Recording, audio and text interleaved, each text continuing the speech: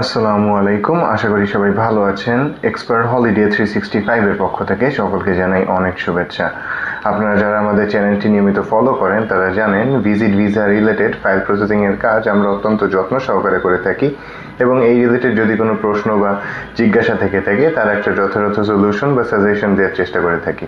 So আজকের ভিডিওটিও মূলত এই একটা কারণ নিয়েই করা। আপনারা বর্তমান সময়ে একটা জিনিস জানতে চান যে কানাডা ভিজিট ভিসা অ্যাপ্লাইয়ের ক্ষেত্রে বা যারা রিফিউজাল হয়েছেন তারাও জানতে চান যে আমাদের পারপাস অফ ট্রাভেলটা কী হওয়া উচিত।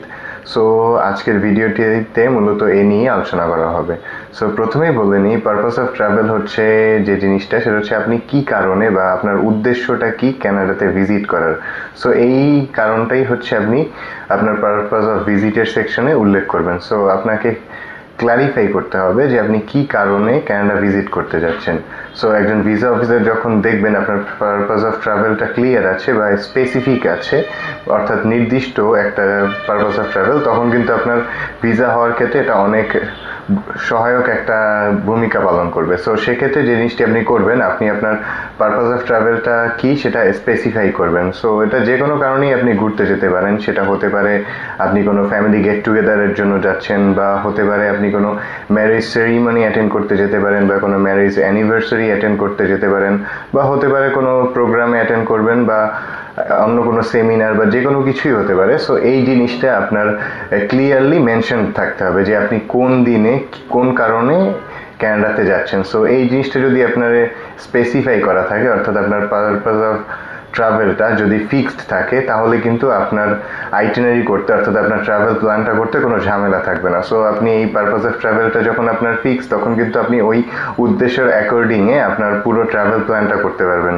সো সেক্ষেত্রে যে জিনিসটি হবে, আপনার টোটাল ট্যুর প্ল্যানটা আপনি খুবই সহজ ওয়েতে এবং সুন্দর ওয়েতে জিনিসটা ঠিক করতে পারবেন। সো এই জিনিসটাই আপনাকে মাথায় রাখতে হবে যে আপনার পারপাস অফ ট্রাভেল যদি ঠিক থাকে, তাহলে কিন্তু আপনার ভিসা হওয়ার ক্ষেত্রে একজন ভিসা অফিসার যখন আপনার পুরো ফাইলটা চেক করবেন, অন্যান্য ডকুমেন্টসের সাথে যখন দেখবেন এই জিনিসটা টোটালি ম্যাচ করতেছে, তখন কিন্তু আপনার ভিসা দিতে সে কোনো দেরি বা আপনার ভিসা হওয়ার ক্ষেত্রে জিনিসটা অনেক সহায়ক ভূমিকা পালন করবে।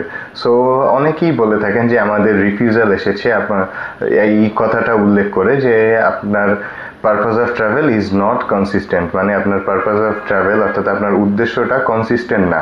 সো এই জিনিসটা যারা এসেছে তারা কিন্তু নেক্সট বার যখন রিঅ্যাপ্লাই করবেন, তখন কিন্তু আপনার এই জিনিসটা মাথায় করতে হবে। দেখা গেছে যে আপনি লাস্ট টাইম যখন অ্যাপ্লাই করেছিলেন, তখন আপনার পারপাস অফ ট্রাভেলটা আপনি ক্লারিফাই বা ক্লিয়ারলি মেনশন করেননি। হয়তো যেন তেনভাবে আপনি অ্যাপ্লাই করেছিলেন, আপনার ইনভাইটেশন হোক, হোটেল বুকিং হোক, আপনি যেটা দিয়ে অ্যাপ্লাই করুন না কেন, আপনি যখন অ্যাপ্লাই করেছিলেন হয়তো দেখা যাবে যে তারা আপনার যে ডেটা বা আপনার যে ডকুমেন্টসগুলো দেখেছেন সেটার ভিতরে কিন্তু আপনার পারপাস অফ ট্রাভেলটা কিন্তু ওভাবে মেনশন করা ছিল না। সো আপনি যখন নেক্সট টাইম অ্যাপ্লাই করবেন বা যারা নতুন করে অ্যাপ্লাই করবেন, তারা অবশ্যই আপনার অন্যান্য ডকুমেন্টসের সাথে পাশাপাশি আপনার পারপাস অফ ট্রাভেলটা যখন কভার লেটারে মেনশন করবেন, তখন অবশ্যই এটা স্পেসিফিক্যালি মেনশন করে দিবেন। এবং আপনার ইনভাইটেশনের লেটার দিয়ে যদি অ্যাপ্লাই করেন, অবশ্যই আপনার ইনভাইটেশন লেটারে পারপাসটা ফিক্স থাকতে হবে। সো এভাবে আপনি যদি আপনার পারপাস অফ ট্রাভেলটা ফিক্স করে আপনার কানাডার ভিসা অ্যাপ্লিকেশন সাবমিট করেন, তাহলে কিন্তু আপনার ভিসা হওয়ার পসিবিলিটিটা